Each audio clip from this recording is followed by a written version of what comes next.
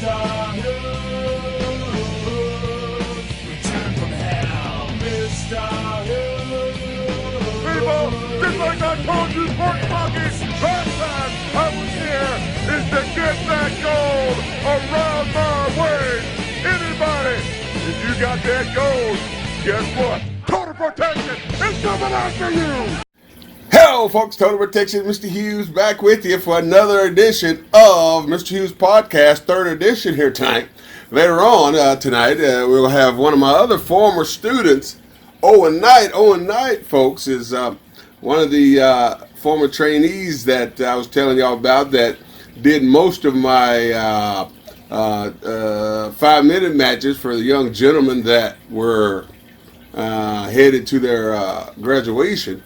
We consider that graduation as moving to the next level to be added to the Thursday shows that we did at the WWA 4. So we're going to talk to him later on, get his whole rundown like we did SP the Ghost last week. I hope you enjoyed SP last week, folks. He was talking about how he got started, when he got started, what inspired him to be a professional wrestler, so forth and so on. And so we're going to ask Owen Knight the same thing. Like I said, folks, each and every week, depending on how I feel on these Total Protection Mr. Hughes podcasts, that I will bring in one of my former trainees and so you can get an insight on what it is that a young person has in his mind to make him want to be a professional wrestler, and what inspired him to get in the business. And of course, my co-host today, like always, the ATLien. AT, what's cracking, man? What's going on, Mr. Hughes? Last week we had my brother SP the Ghost, and this week we got my Five. What up, Five? And of course, he's sitting here, but I told him not to say a bloody word, because once he gets on here, he's going to have the whole platform here to tell everything about his young career. And Owen Knight's one hell of a professional wrestler, no doubt about it, folks. Got a bright future if he ever listens to me. And that's the key in professional wrestling, folks, that these young people, they must listen if they want to learn. And of course, a lot of them think that, like I said last time, AT, that a lot of these young kids, think they know more than the teacher, and that's why a lot of them haven't had their break yet.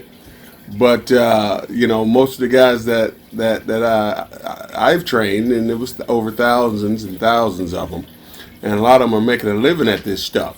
And so with that said, we're gonna jump into the subject of the podcast for today. Man, I tell you, each and every week, you have to come up with a subject. What kind of subject to put on the third podcast that we're having here, AT? And we discussed this. And what's the most passionate thing that we talked about many times? You and I have been on the road going to gigs. What was the most important thing that I brung up all the time? Protecting the business. Exactly, protecting the business. Folks, I don't care what they say on television about the business of professional wrestling. Okay, that's what it is to me. It's called professional wrestling. You got people call it entertainment. Why? Well, in my opinion, some people just did that so they don't have to pay the fee when you go to these different cities under the, you got the boxing with the commission and everything. And so with the boxing commission, you have to pay a fee, so forth and so on, and all the wrestlers have to have a license. So if you can get around all that by saying it's entertainment, then that's what they call it. But the bottom line, AT, is that it's professional wrestling, period, to the dirt, as I say. And the subject, what I said today, is going to be about Kayfabe. That word Kayfabe. What is Kayfabe, and why are people not Kayfabe anymore today, AT? Tell me about it. Basically, Hughes, I think people think that since it's sports entertainment nowadays, in air quotations like you said, that people don't have to hide the business as much because of things like social media and, the big company itself going out of their way to separate themselves from professional wrestling as it was back in the day. Well, I'll tell you something. When I was coming up in the wrestling business, wrestling was real serious, folks. And when at that particular time, it was really, really important that the wrestlers, okay, the wrestler individually protected the business. And back then, okay, when those guys knew that they was trained and taught to protect the business, and there's certain things back then that they said, hey, kayfabe is this, and this, right? And so, for example, if I was wrestling the ATLien, okay, or if we rode to a show together, okay, now before we get to that town or that city, I'd have to drop him off somewhere close to where he can get there without being harassed or getting noticed by the fans, so they wouldn't see us coming walking in together or riding in together. Or, like I said, we might be wrestling each other, and so we had to kayfabe the fans and everyone. So once we got to the building and went out to perform, the people wouldn't have a freaking inkling of if we was friends or not. Okay? Now, even though it's 2019 AT, okay, when I trained you guys and educated y'all on the subject of kayfabe, I didn't care if it was entertaining, even though guys used to tell me, hey, Mr. Hughes, it's entertaining, man, everybody doing it. But here's the thing. Everybody was doing it, but wasn't nobody buying no freaking wrestling tickets. No fans were buying tickets to come in and see the guys. When you guys were at the school, at the WWA4, where I formerly trained, you and Owen Knight, and thousands of other young ladies and gentlemen.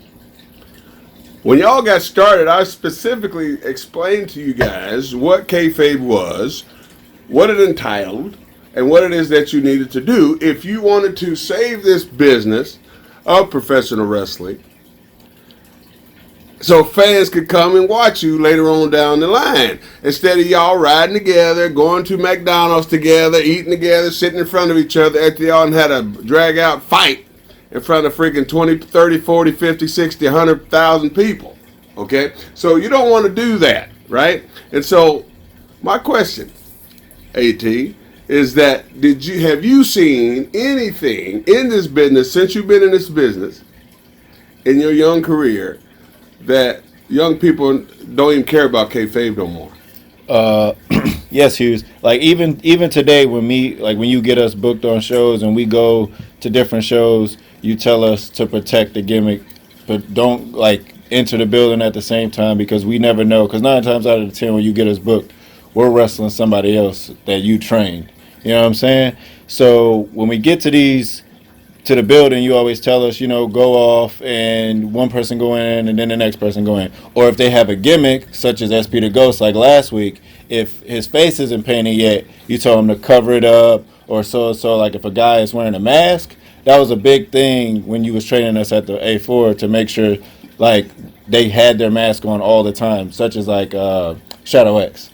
Exactly. And so the important thing about this whole kayfabe thing, guys, if you're listening, young people, if you're a young professional wrestler, okay, and you are trying to make it to the big time, but before you get there, okay, if you want people to watch you perform, okay, you cannot, on the small level, like the independence level, you have to save that kayfabe. You have to make sure that you don't look at it like entertainment. I mean, that's what's killing the business today, folks. I'm just being honest with you. When I started in this profession, 31 years ago, when I started in this business, wrestling was a hot potato.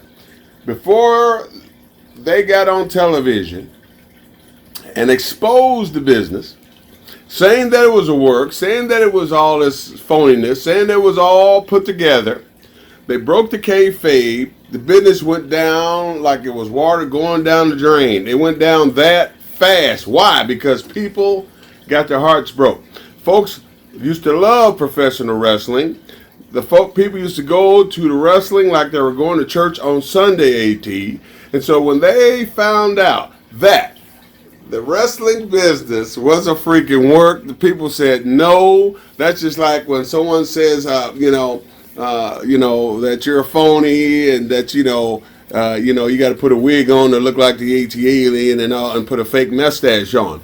People, was that upset about the business getting exposed to that? Now, most importantly, as a professional wrestler, that been in the business forever and ever, I was totally upset about it.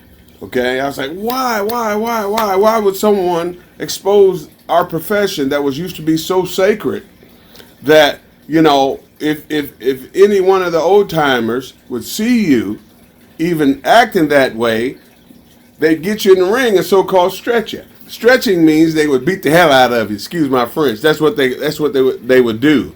Nowadays, everybody's buddy. Everybody wants to freaking do everything they can possibly do just to get in there and have a freaking spot fest. And then on top of that, when they leave, they ride together, leave out the same back door, even though the fans are hanging out in the back. Nobody's covering up their face if they got a hood on. Nobody's, guys take a shower if they wear paint, come out with their exposed face. It's all a mystery. If you wear a hood or if you paint your face to the fans, you're a mystery. People don't see your face.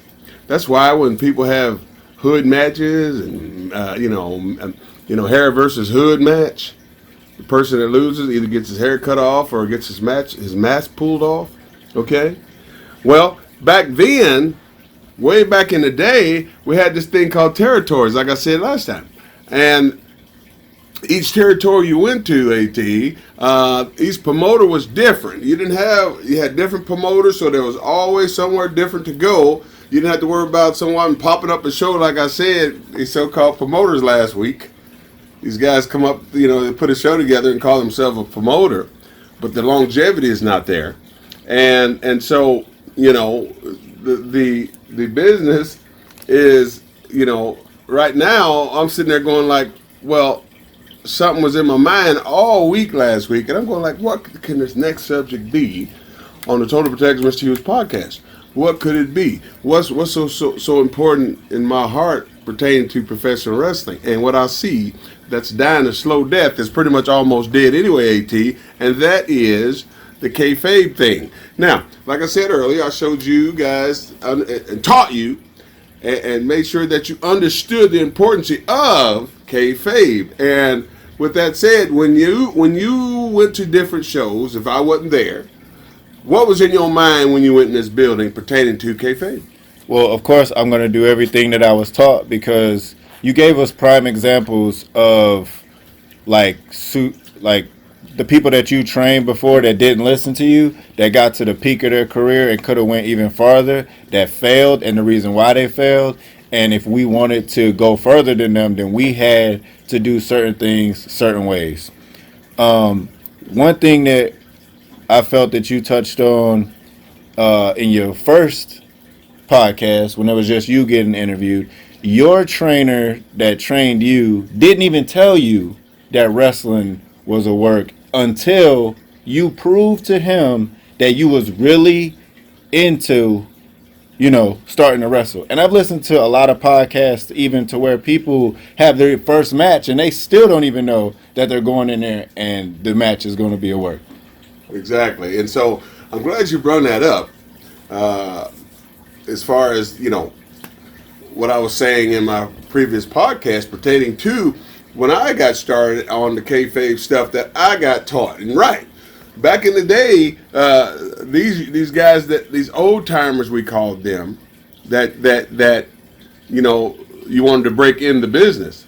Here I was, a young guy, good looking athlete, wanted to break into business, but they had to these back in the day, those guys had to protect the business. And how did they protect the business back then? Well, it's called weaning different people out. Okay. So, it ain't like today where, we go into the honky tonk having some Kool-Aid and you're already in the business. And I decide I want to be in the business because it look like you having a good time. And then I ask you to train me so I can be a professional wrestler. And that's what I said earlier in the last podcast that's what's going on today. You got these young cats training their friends with no qualifications whatsoever to be a professional wrestler. And they try to train their buddy and they give him this website to go buy him some gear. Okay, and then a promoter booking for $5, okay, so the promoter can make a few dollars. Well, when I was coming up, like I said, the guy that trained me, Bob Geico and Sonny Myers, They were trying to protect the business. That's why they didn't let anybody get in. You had to prove yourself. You had to show that this is what you wanted to do. They took you through some different tests. That's what they gave you. They gave you a few tests, and then if you didn't pass that test, they put somebody in there to beat you up a little bit to discourage you from wanting to be a professional wrestler. You was not smarting up early. They waited until you got to the point to where they saw that you were really interested in becoming a professional wrestler. Then they started the true training of showing you what it is that professional wrestlers do. And that is, the most important thing is to kayfabe. Now, let me emphasize more on the word kayfabe.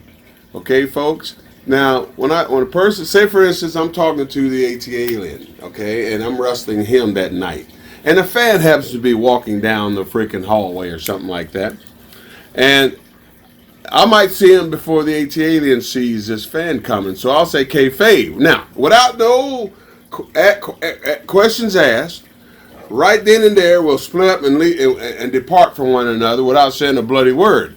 That's what kayfabe means. If we're sitting around talking, telling old war stories, and someone comes around that's not supposed to be around, and I'm supposed to have a match with this guy, I got either whoever sees the person first says kayfabe, then those two depart and go opposite directions, and then catch up with each other later on after the fan leaves. And so that's what's leaving the world of professional wrestling today, and that's why fans don't buy wrestling tickets like they used to, AT.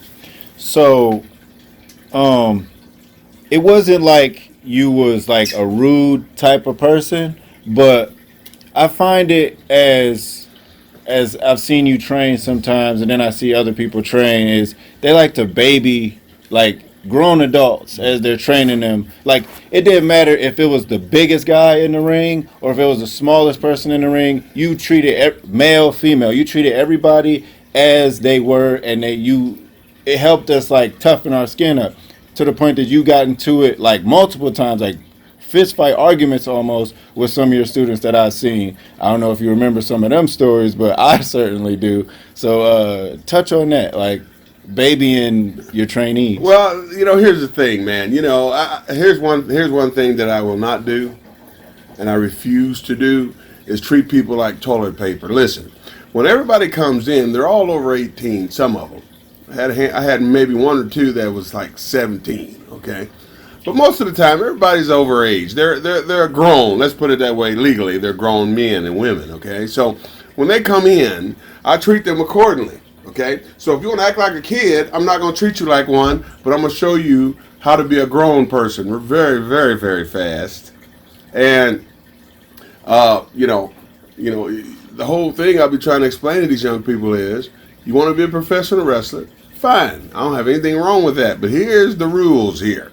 This is what you got to know. This is what you need to learn. If you paid your money, that means you sign your name on the waiver, that means you're ready to rock and roll. I don't care, fat, tall, skinny, short. I always trained everybody accordingly. I always had something different in my mind, what kind of character they were going to be or have. And a lot of the times, the students would have in their mind what they wanted to do or be. For example, like Big Bear Boone, when he came in, he was a big dude. He was round. But I saw something in him already that already automatically I had a gimmick in my mind ready to go for him. I just had to train him a little bit. I didn't train him the same way I did other guys. He was a big dude. So his whole objective on everything was going to be squashing and squeezing people. And that is the way I trained him. Okay, that's the way I did it. And long story short, in the back of his mind, he already had, I'm going to come back on the subject, what I'm talking about, but I just had to put this out here. And I'm gonna come back to what I'm talking about. I'm trying to prove his point here, and so with Big Bear Boone, in the back of my mind, I was thinking Hillbilly Jim type of gimmick, and I didn't know this at the time. But once we got together and sit down and talk, we was on the same page on that end because that's what he wanted to be like. When I told him, asked him about it, he lit up like a freaking Christmas tree, and I said, "Hey man, I got a good gimmick for you. I think it'll help you get over whatever." And it was like the Hillbilly Jim gimmick. And But I had him put his own little twist to everything. But back to what I was saying, as far as the kayfabe thing goes, you know, it's really important that these young people learn and understand that kayfabe is not dead, and if they don't change their ways, people are going to keep going further and further astray for going to wrestling shows, no doubt about it. Yeah, because one thing that I like to tell people is when they start asking me, is it real? Is it fake? Do you guys really be hitting each other? This, that, and other. I like to describe it to them as this. It's like magic or a magic trick. If you know how the magic trick is done, it's not going to be as amazing to you. You know what I'm saying? So don't try to figure out the magic trick. Just enjoy the magic that's happening in front of you.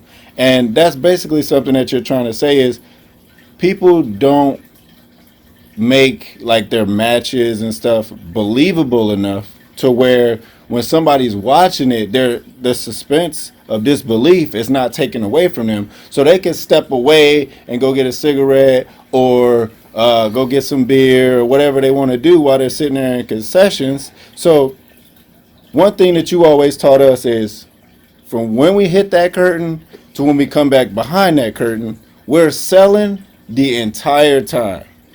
And a lot of things, and something that I see that from a lot of people is once they 1, 2, 3 happens, the match, like everything that they just did for the past couple minutes, didn't even matter. I'm telling you, seriously, business. Great information there, AT. I can elaborate on that. What he's talking about, folks, is when I teach these kids, that's what they are, these kids, these young people, the game of professional wrestling. The most important thing I tell them is, if you want people to come and watch you every week to perform, okay? The important thing is the kayfabe part. When someone does something to you, say for example, say if I'm wrestling you, AT, Yeah. and I decide I want to work on your leg. Let's say I want to work. That's too easy. Let's say I want to work on your freaking neck. Okay. And through the course of the match, like I explained last time, folks, wrestling is pretty simple. The heel's job is to get the babyface over with wrestling first to establish that the babyface, is a better wrestler.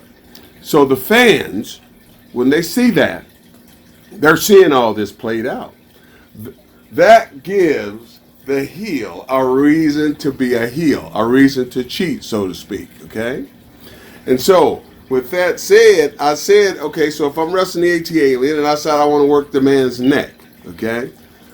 After I explain to you what I just said, after I get him over with wrestling, so establish that he's a better wrestler than me, so I can resort to cheating, because that's what heels are. They're chickens, folks. And once I establish that, then I can start cheating. Now, once I started my healing, which is the cheating, my specific part of the body that I'm going to be working on the ATLien is his neck, okay? So through the course of the match, I'm going to be working on his neck.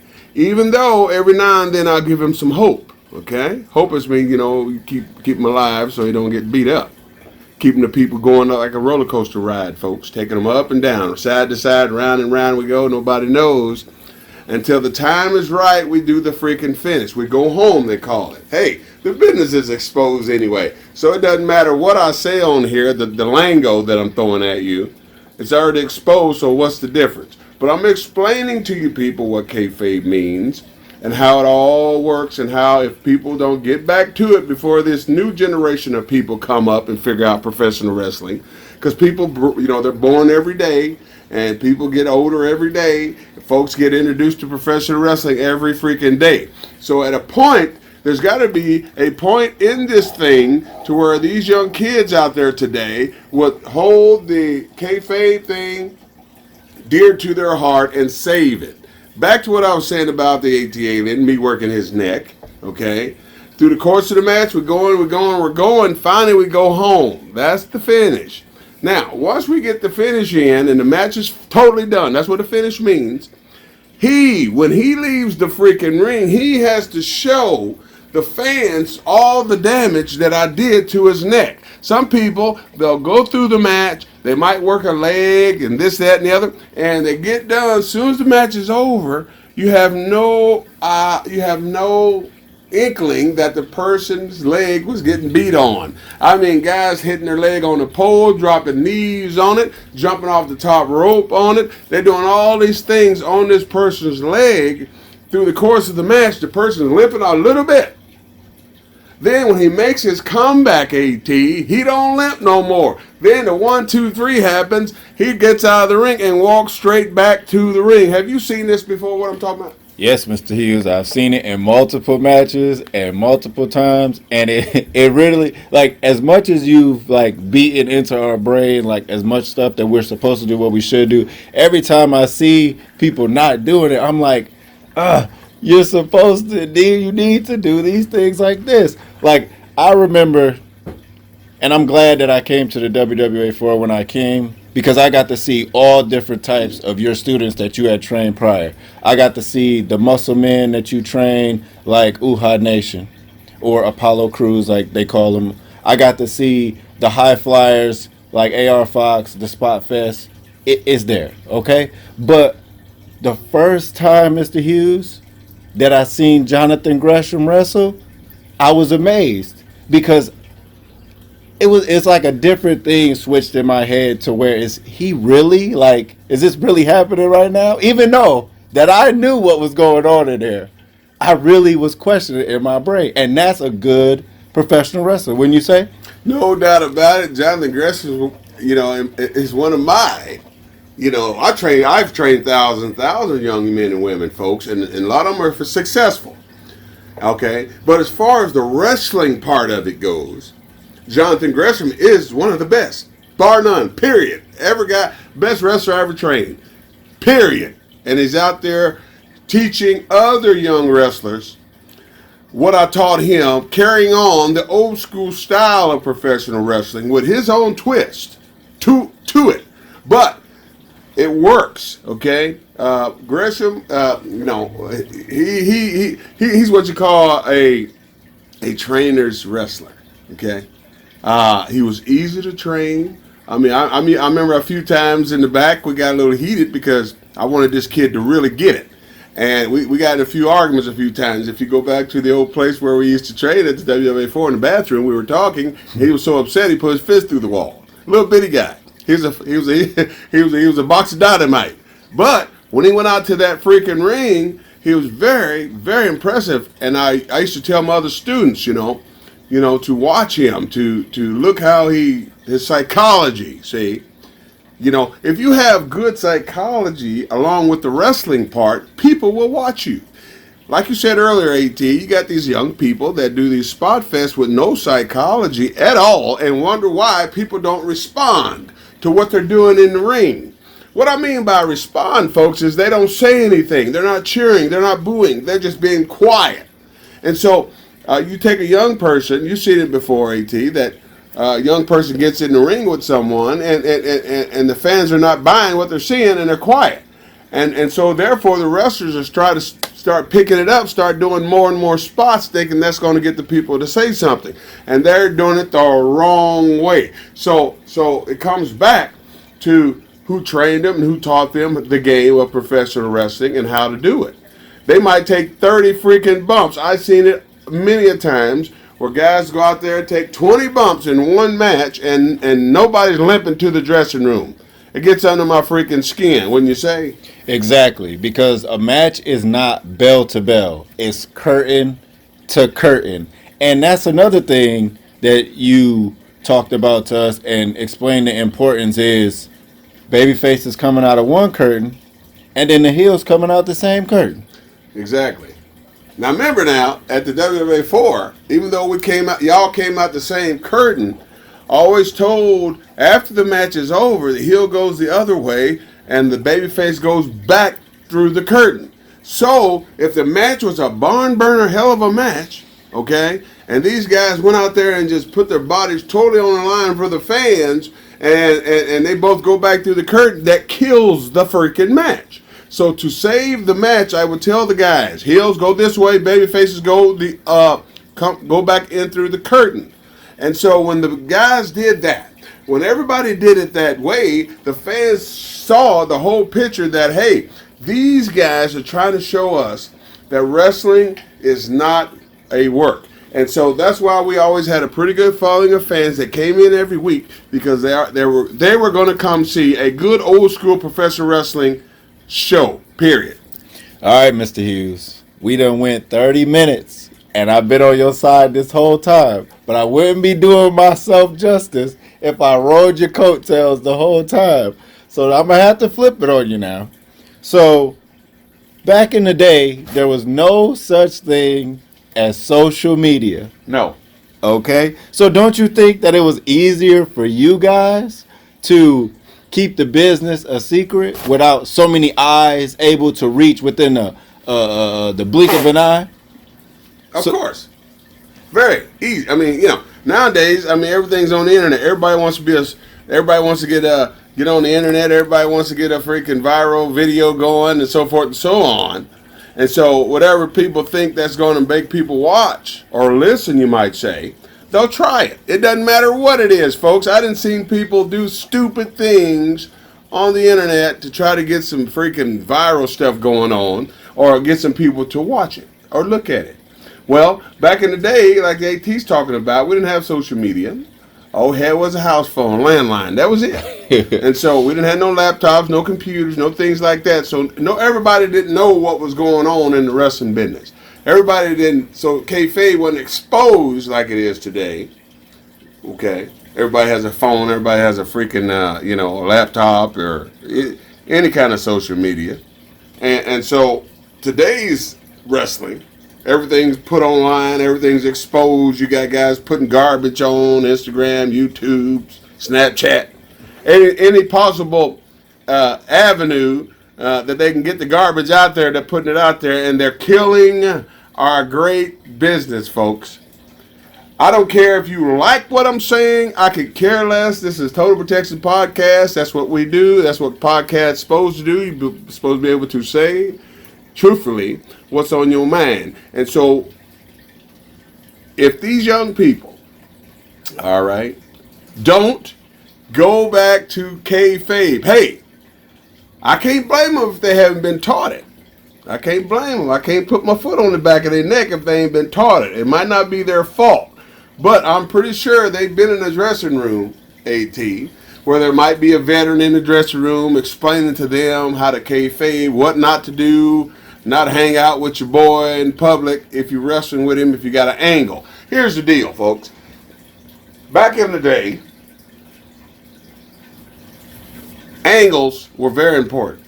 Angles are what drew money. I taught you kids how to do angles at the school. Even though it was a school, I had to show you guys what an angle was, what an angle meant, how to do an angle, because if you were going to be in this game for a duration like myself, you had to learn about angles. For example, if I was having a match, an angle with you. No, I already had that example. He was having a match with Owen Knight. Let's put it that way. Barn burner. Okay, if you was having a match with Owen Knight, and here's my thing, folks. This is how I determined who was going to wrestle who at the school. I'd watch each individual, see what he had to offer, see what his character was. Then I said, hey, that kid would work good with this kid, and they would have, I believe they would have a great freaking wrestling match, okay? And so, with that said, I'd let these guys have a match, okay? But I tell them this, don't put everything into that first match, because if this is an angle, you want to be able to bring something to the match each and every week that you perform in this angle. Now, most of the time, AT, you guys did at least three angles, three matches, which the third one was the end of the angle. Yeah. So basically, from the start of the angle, which is the first one, you guys start telling the story. How is that? You would say, for instance, if you're the heel AT and Owen Knight's the baby face, you would probably do something or attack him or something to start the freaking angle. And with that said, after you started the angle, then you guys would cut a couple of promos pertaining to what y'all gonna do to each other in the first match that you had. And so once you have that first match, you're not going to go out there and put everything into that first match. You're going to just give the people a taste of what's to come. And that's what people don't do today, folks. They'll go out there and they'll put the whole angle in one match and wrestle 20 minutes with a bunch of garbage and wonder why people are not coming back to see the angle. Have you seen that before, AT? Indeed, Hughes. And it's the perfect thing that, you're a lot of old school and I'm a lot of newer school, or in between, I would say, because I get to see like what you're talking about, and then I get to go on the internet and I get to listen to what everybody else is saying. So we wrestle 3 times. So most of the time, one person will win, the second person will win, and then, what another person will win. So something that somebody Rocks. something that a lot of people complain about today is 50-50 booking. So if you do this, because I'm doing devil's advocate now, so if every show is I win, you win, don't you think that that's a problem? That's boring. And on top of that, I would say, for example, who's going to win this match?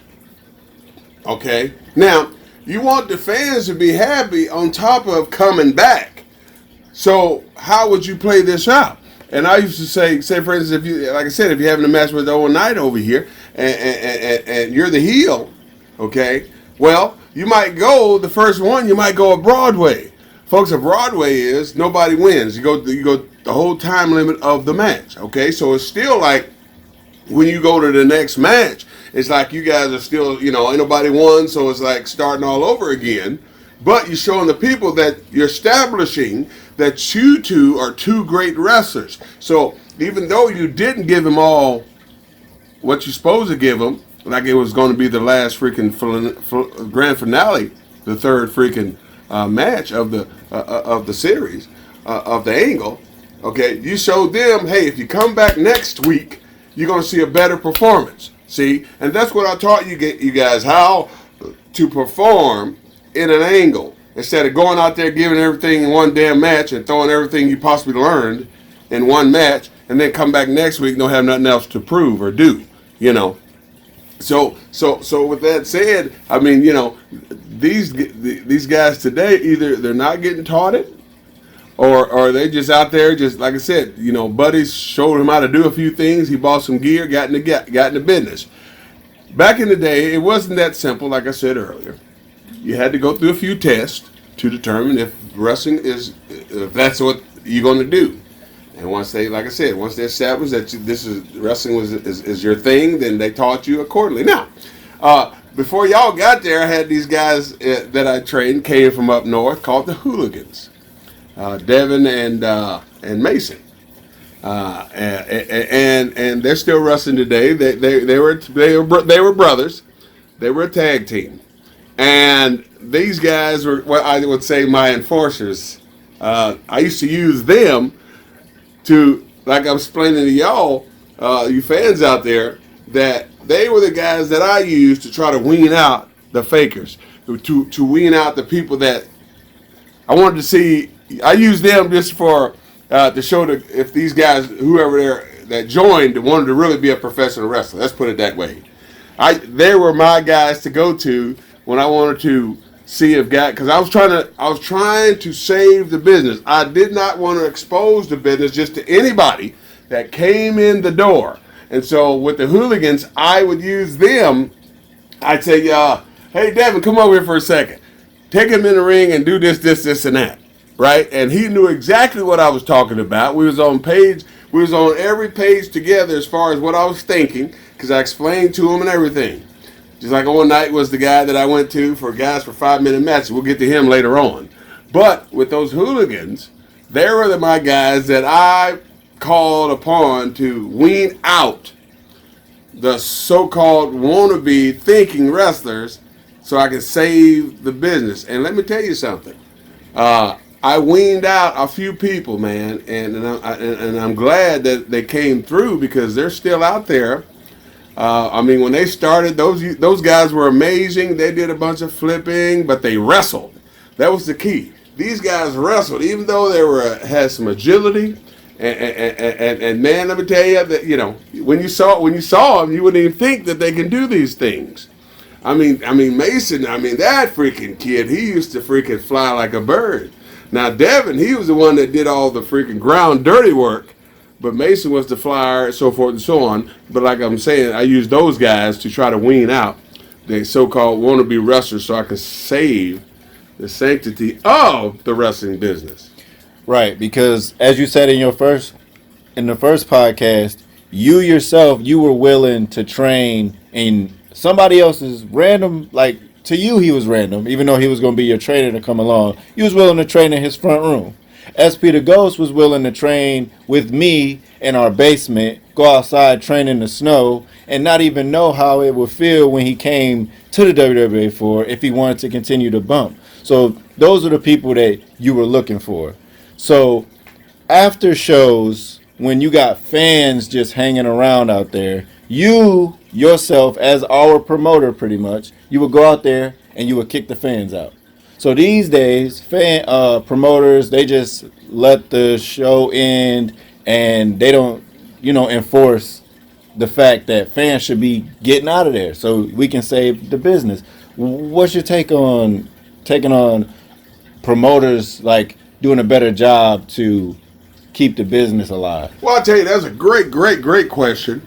That's most important right there. That's the key right there. The promoters, as soon as the show is over, get the fans out of the building so they don't see nothing behind the scenes, the wrestlers leaving, hanging out, hugging each other, saying I love you goodbye. The fans don't need to see none of that, because once you walk out that door, you're going straight to your vehicle anyway.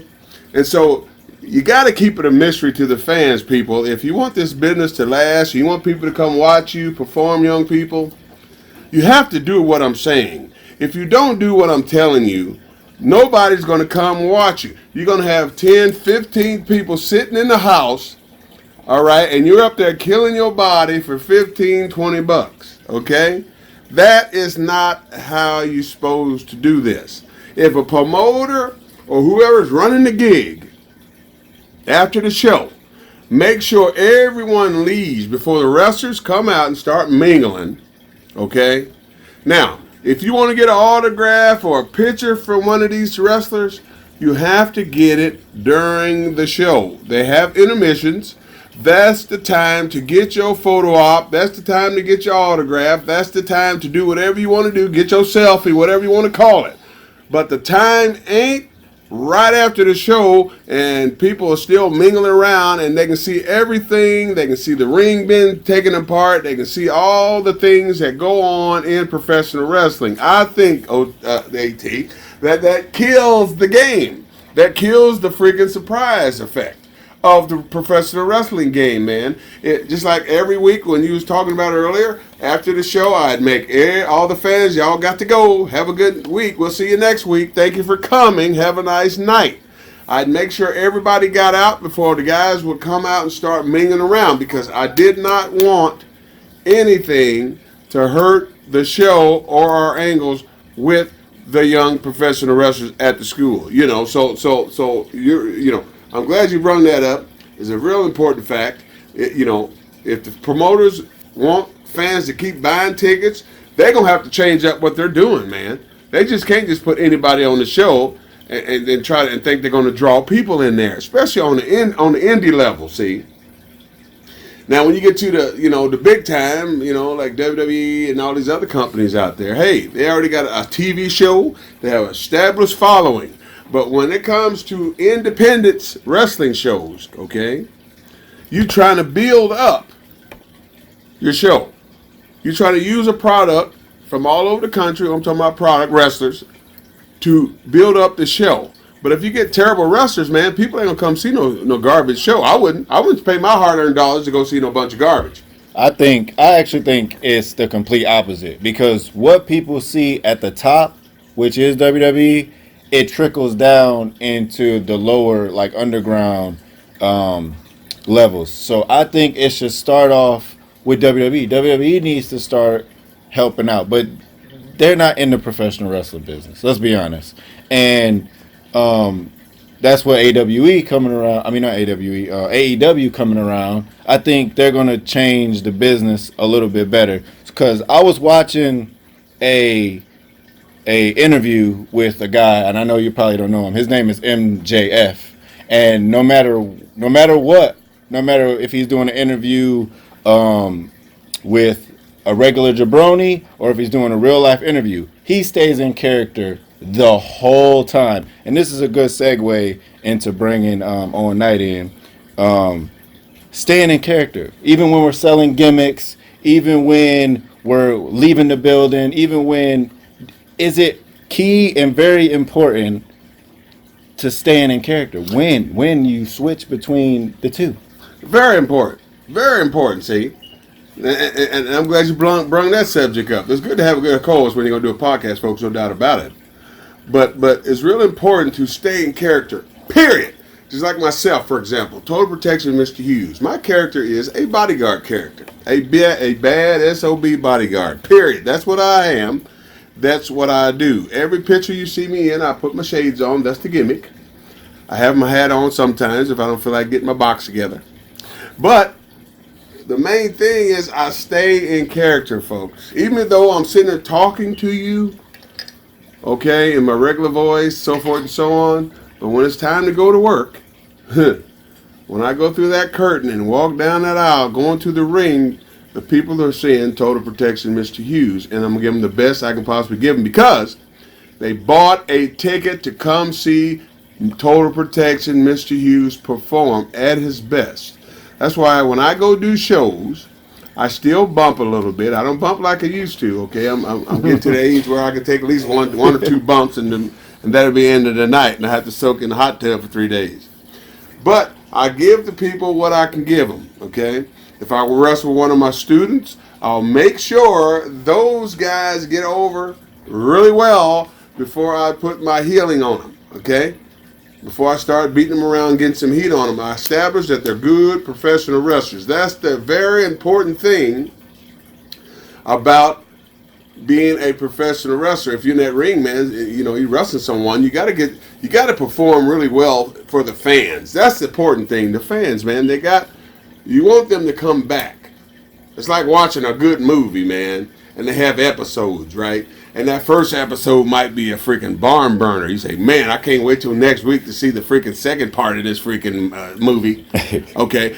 Wrestling is the same way. The wrestling match is the same way. Okay? You go out there, you have a barn burner of a match, but you don't put the whole movie in the match. You don't put the whole match in one.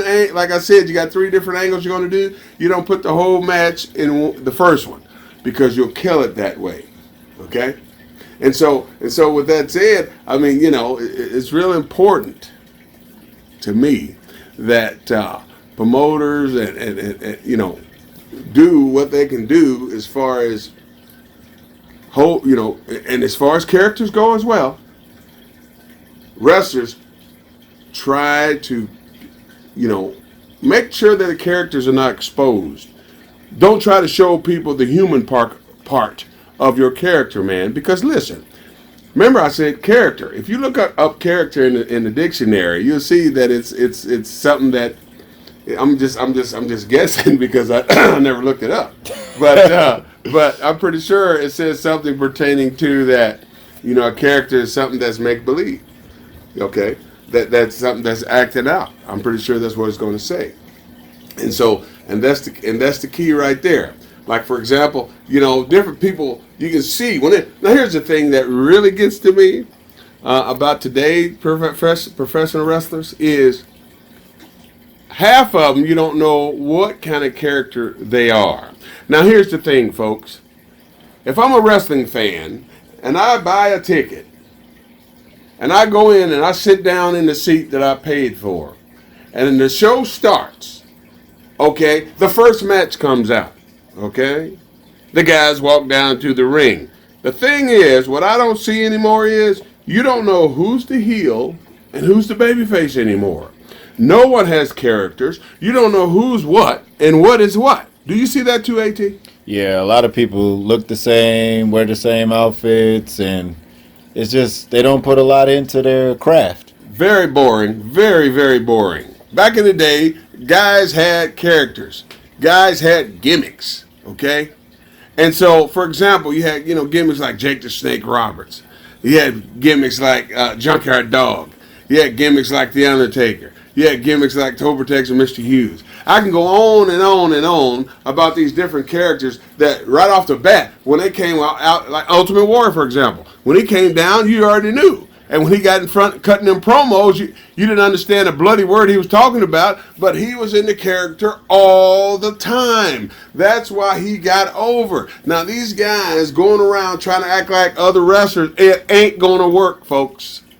You going around acting like a different wrestler, people already seen that particular wrestler. You have to change and be your own unique person. That's why I taught these guys how to come up with their own characters, how to be them, come up with their own.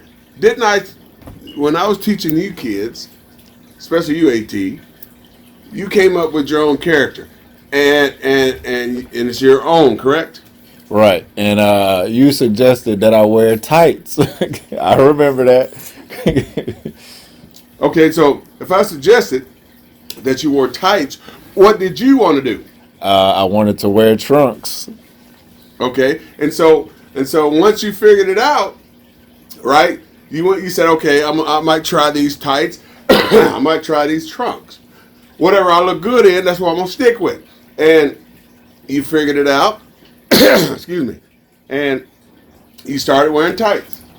Right, because no, I did not start wearing tights. Today I still wear trunks. I was gonna wear tights when I was changing my. That's what I meant. Tights. When I was changing my gimmick, but tights. I have skinny legs, and when I wear tights, it makes my legs look even smaller. So I keep my legs out, and it makes my legs look a little bigger instead of wearing tights.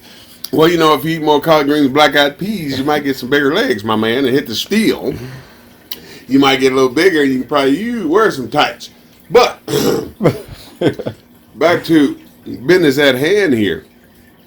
Characters are very important in professional wrestling, folks.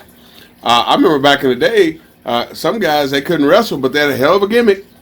They didn't, they couldn't do too much.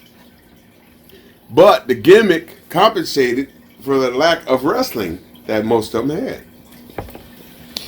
Right. So, in closing, before we bring Owen Knight on to this podcast, so basically, folks, from curtain to curtain, not from bell to bell, be yourself, be your character, and make sure that you're selling all the time.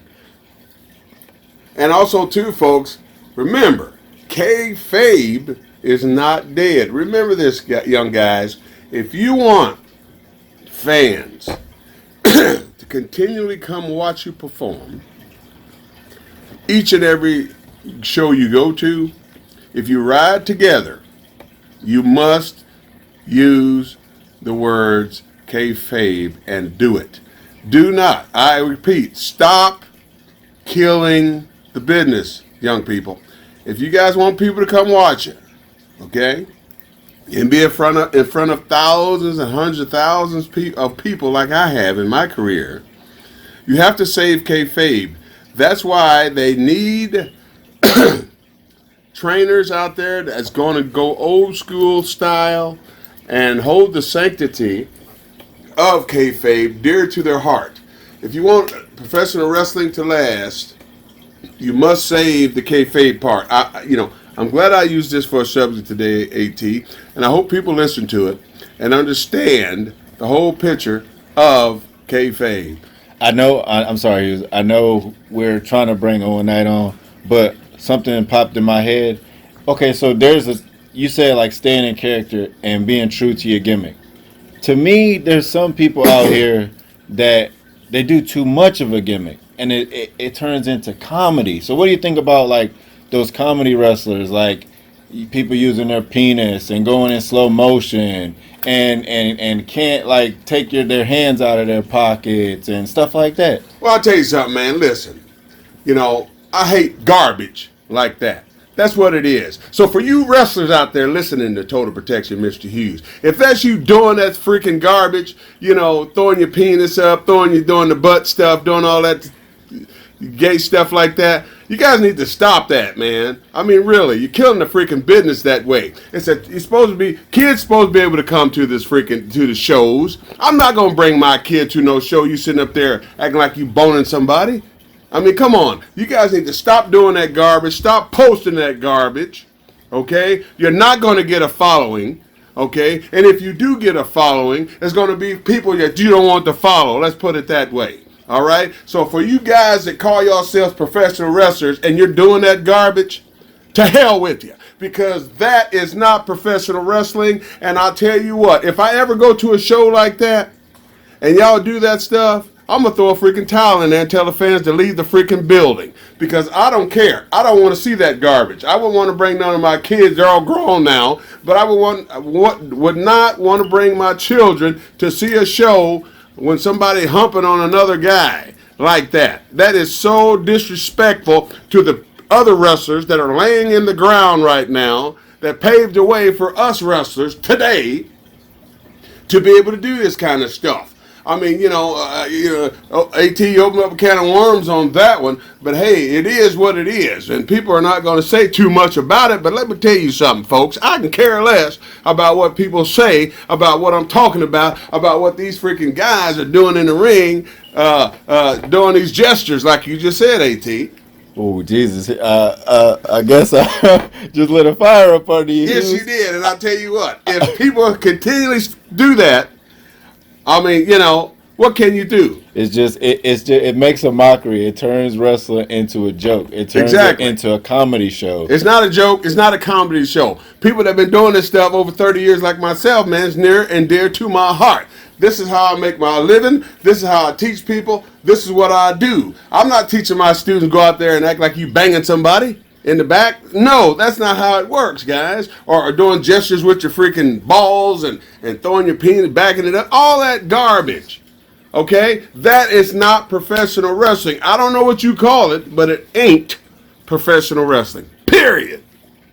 Well, with that said, Mr. Hughes, I think I hope that it comes across as passionate as it sounds as we sitting right here over this microphone, because the passion that you just put out is something else, Mr. Hughes. It's ridiculous. It's something else. Okay? I'm not going to elaborate on it no more. You people that are doing that kind of stuff, stop it. Okay? Stop it. Because if you're a promoter and you putting that garbage on your freaking show, you're not a freaking promoter.